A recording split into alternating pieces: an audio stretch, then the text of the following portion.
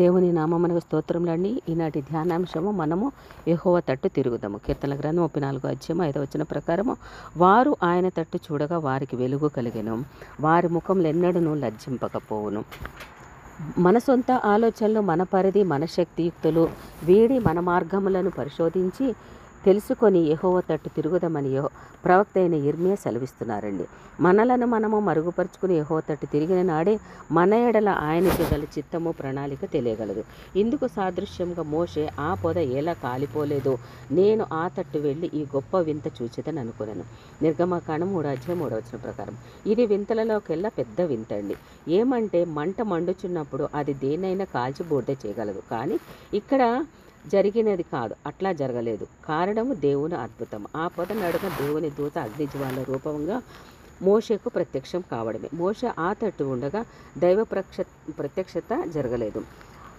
ఆ తట్టు వెళ్ళిన పిదపనే అయ్యింది. ఆధ్యాత్మికత ఆలోచిస్తే రాజకుమారుడిగా పెరిగి సకల విద్యా పారంగతుడై నేను అనే సొంత నిర్ణయంతో ఒక ఐగుప్తుని హతమార్చి పిదప తన వారికి న్యాయం తీర్చబోయే వారిచే నిరాకరింపబడి తన విషయము బయటికి పొక్కితే ప్రమాదమని ఎంచి అతి దూరంగా మిద్యాను దేశమునకు పారిపోయాడు. ఇది అండి అసలు అక్కడ జరిగిన పరిస్థితి. మిద్యాను అరణ్యంలో మామగారి మందను మేపుతూ దేవుని పరమతమైన హోరేబులో ఈ ప్రత్యక్షత చవిచూచాడు. అనగా రాజకుమారుడుగా తన వైపు చూచుకున్నప్పుడు దైవ ప్రత్యక్షత జరగలేదు.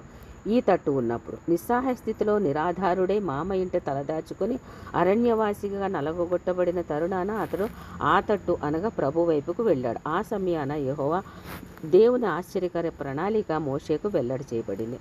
మహానాయకత్వం అప్పగింపబడింది. అతడు ఆ తట్టు వచ్చుట యెహోవా చూచెను. అవును, మనము ఆయన తట్టు వెళ్ళినచో ఆయన మన తట్టు తప్పకుండా చూసి పరిశుద్ధ గ్రంథములు ఎన్నో నిదర్శనాలు మనకు కలవండి. మనము ఒక అడుగు వేస్తే ఆయన 100 అడుగులు వేస్తాడు, మన చేయి పట్టుకొని నడిపిస్తాడని వాగ్దానం ఇచ్చాడు కదండి.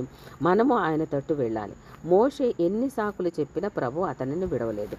తన ప్రణాళిక మార్గాన్ని మర్మమును మోషేకు విశదీకరించి తన ప్రజలకు విమోచకునిగా పంపి వారి దాస్య విముక్తి కావించుట, మోషే తట్టు చూచుట యెహోవా యొక్క ప్రణాళిక. మనము ఆశతో ఆయన వైపు చూచినచో ఆయన తప్పక మనలకు ముందే ఉంటాడు. లూకాసు వార్త 19వ అధ్యాయంలో జక్కయ్య విషయం అలాగే జరిగింది కదండి. నతనీయేలు తన యొద్దకు వచ్చుట చూచి యేసు, నీవు అంజూరపు చెట్టు కింద ఉన్నప్పుడే నేను చూచితిని అని చెప్పి ఉన్నాడు. యోహాను సువార్త 1వ అధ్యాయం 47-49 వచనములలో దావీదు భక్తుడు, ఆకాశమందు ఆసీనుడైన వాడా, నీ తట్టు నా కళ్ళెత్తుచున్నాను, కీర్తనల గ్రంథం 123వ అధ్యాయం 1లో విన్నవించుకున్నాడండి. తన పాపాన్ని తాను ఒప్పుకొని తనని తాను పరిశోధించుకొని ఆయన తట్టే తన కన్నులు, మనసు, శరీరము, హృదయం అన్నిటినీ నిలిపాడు. కొండల తట్టు నా కళ్ళెత్తుచున్నాను అని మన ఆశ్రయదుర్గమైన దేవుని సహాయం కోసం వేడుకున్నాడు. వ్యర్థమైన వాటిని చూడకుండా తన కన్నులను త్రిప్పివేయమని, లోభము తట్టు కాక నీ శాసనముల తట్టు నా హృదయమును తిప్పమని కీర్తనల గ్రంథం 139వ అధ్యాయం 36-37లో అర్థించాడండి. నేడు మన ప్రార్థన అట్టిదిగానే కావాలని దేవుని యొక్క ఆశ. మోషే అల్పకాల పాపభోగములు అనుభవించుట కంటే దేవుని శ్రమ అనుభవించుట మేలని ఎంచి దేవుని నుండి కలగబో బహుమానం అందు దృష్టి ఉంచాడు. నేడు మనమును ఆయన ఇచ్చు బహుమానం కొరకు ఆయనను సేవించి ఆయన తట్టు తిరుగుదామండి. ఎంతవరకు మనము ఆయన తట్టు చూడాలి, ఆయన వైపు తిరగాలి, వాక్యమే జవాబిస్తుందండి. మన దేవుడిని యెహోవా మనలను కరుణించే వరకు, కీర్తనల గ్రంథం 123వ అధ్యాయం 2వ వచనం ప్రకారం. శిష్యులు ఊరకుండమని గద్దించినా ఆయన వారిని కరుణించి పిలిచి దృష్టి ప్రసాదించే అంతవరకు కూడా గుడ్డివాడు తమ ఆత్మీయ నేత్రాలతో ఆయనను కనిపెట్టి చూశాడు.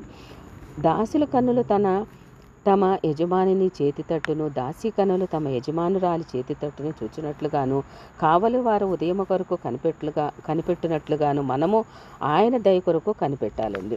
దాసులు దాసిరాండ్రు తమ యజమాని నుండి ఏదో ఆశించుట కదా వారి తట్టు చూస్తూ ఉంటారు. మన యజమానుడైన యేసయ్య చేతులు ఎన్నెన్ని అద్భుతమైన దీవెనలు, ఆశీర్వాదములు ఎన్నో మరి మనము ఆయన తట్టు తిరిగితే అన్నీ కూడా మనకే ఇస్తానంటున్నాడు. అపరంజి కిరీటాలు, ఎన్నో బహుమానాలు ఉన్నాయి కదండి. అట్టి వాటిని కొన్నిటిని మనం జ్ఞాపకం చేసుకుందాం. వెలుగు, ఆయన వారి తట్టు చూడగా వారికి వెలుగు కలిగాను. కీర్తన గ్రంథం 34:5. నేను లోకమునకు వెలుగైనాను అని పలికిన యేసు మనకు అరుణోదయాన్ని అనుగ్రహించి పాపాంధకారాన్ని పారద్రోలి వెలుగు బిడ్డలుగా చేశాడు. మీ వెలుగు ప్రకాశింపనీయండి అన్నాడు. ఆయన వెలుగునిచ్చి ఆ వెలుగులో మనం ప్రకాశిస్తూ అనేకులకు మనము వెలుగు దీపాలుగా మనము మార్గం చూపించాలండి. రెండవదిగా క్షమ, ఆయన యుద్ధ క్షమాపణ దొరుకును.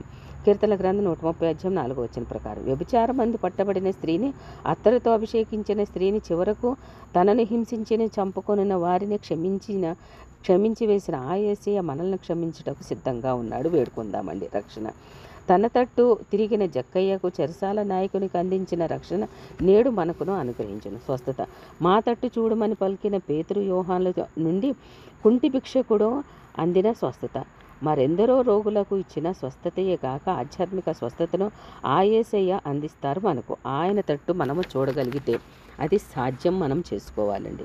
ఐదవదిగా ఉత్తమమైనది ఇచ్చును. ఆయన తట్టు చూచిన ఉత్తమమైనది ఏర్పరచుకున్న మరియ యుద్ధ నుండి అది తీసివేయలేదు.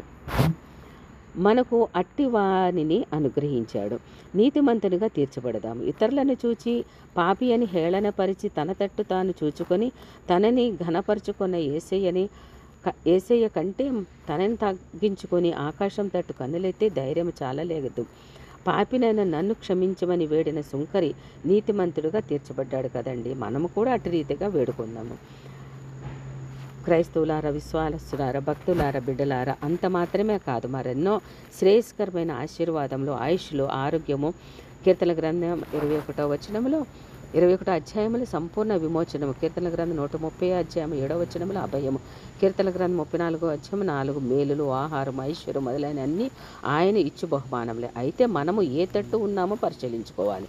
నేను, నా స్వార్థము, నా ఆలోచన, నా గొప్పతనము, నా ఆస్తి, నా న్యాయము అని నేను చెప్పిందే వేదము, ఇతరులదంతా తప్పు అనే అతిశయాన్ని మనము వీడి ప్రభు తట్టు తిరగాలి. ఆనాడే మోషే వలె ప్రభు చిత్తాన్ని, ప్రణాళికను గ్రహించగలగము. ప్రభువుకు అంగీకారమైన జీవితం జీవించగలగాలి. ఎంత ఘోరమైన పాపి అయినా ఆయన ఆదరించి దరిచేర్చుకుంటాడు. బాహుబలంలో రక్షణ కల్పిస్తారండి. మనము పిండముగా ఉన్నప్పుడే ఆయన కన్నులు మనల్ని చూచాడు.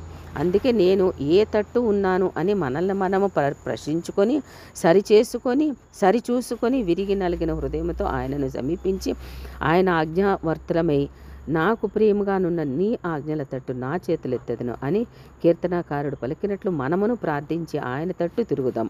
ఆకాశమందు ఆసీనుడైన వాడ నీ తట్టు నా కన్నెత్తుచున్నానన్న విన్నవించుకొని యెహోవా తట్టు మన హృదయములను మన చేతులను ఎత్తుదాం. విలాప వాక్యంలో 3:41 ప్రకారం ప్రభు అట్టి కృప మనందరికీ అనుగ్రహించును గాక. ఆమేన్.